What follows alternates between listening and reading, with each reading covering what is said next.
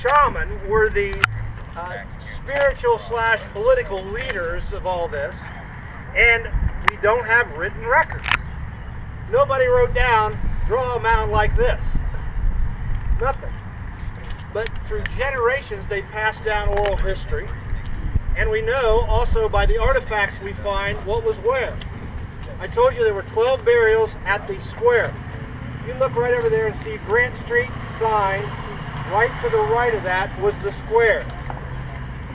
From the square, from the ellipse, were parallel walls going that way to the square, and beyond that to the circle in a straight line.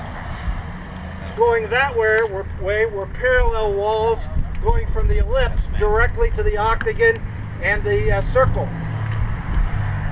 And those all, of course, joined with Chillicothe with a parallel set of walls that went on what they call the Hopewell Road to another complex that had a circle and an octagon, and you're getting the picture, right?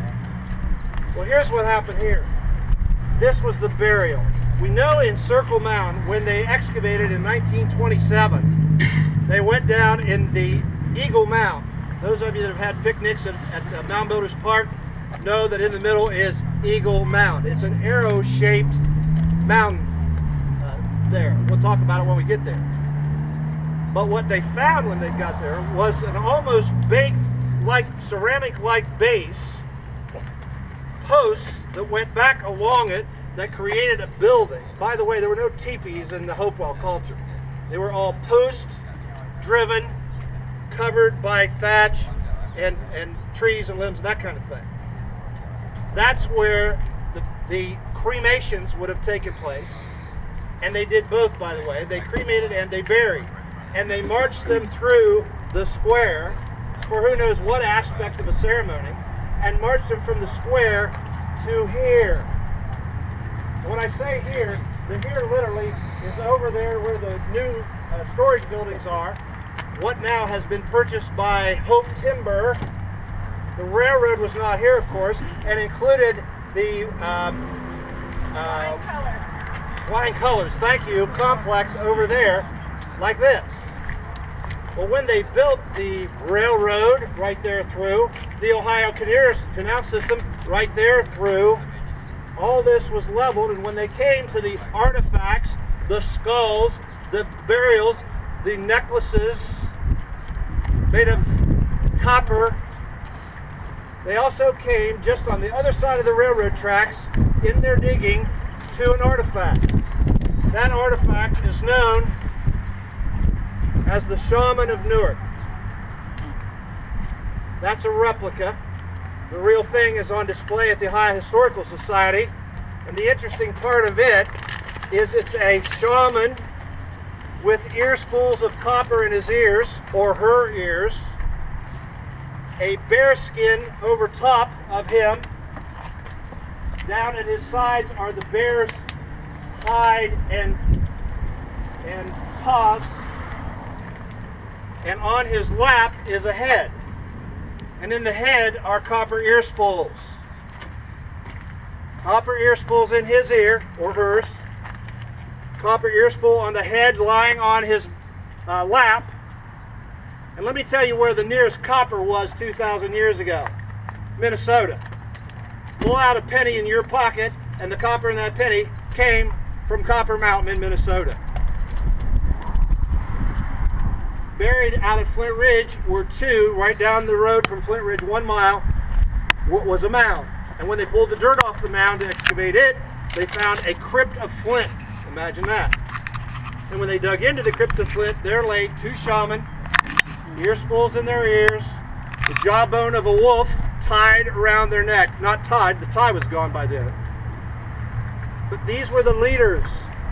And that was one of the, and the thing of it is, they weren't warring people.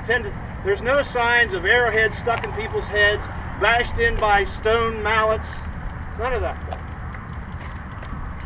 And yet who knows if this guy, who was found laying right over there, was the leader of it all. It's just kind of neat for me to contemplate that kind of thing. The guy who found it was named Ray. Mr. Ray brought it home, like other people took artifacts that they found, and took them home and the skulls they found and put them in places.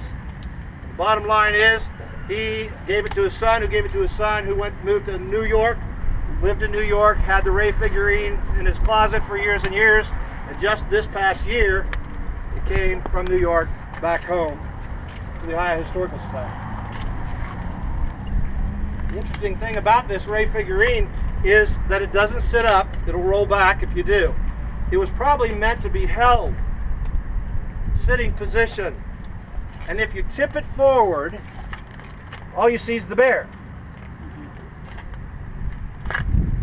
Right, that's all I see. And under then, the man, or a woman. That's the history of here. Interesting couple of aspects to this is that we now have the cooperation of the people who bought this, because if this was over there, what was over here? And under this area that they're now excavating into as part of Hope Timber Company. There's some real cooperation occurring there with the Ohio Historical Society and maybe doing some archaeological digging in here. Well, Bill just shared with you, I think you guys have been the first people to actually hear any of that discussion, because this is not a spot that people know to come by and look at or even think anything about. So this is the first group of 50 people to hear that. So Bill, thank you for all that.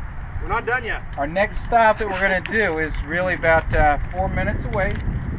What we're going to be doing is continuing on Union Street at the light, which is Grant. We're going to be turning right. You'll follow us again, and then right out to James, where we'll go and see that square. It's called the Wright Memorial.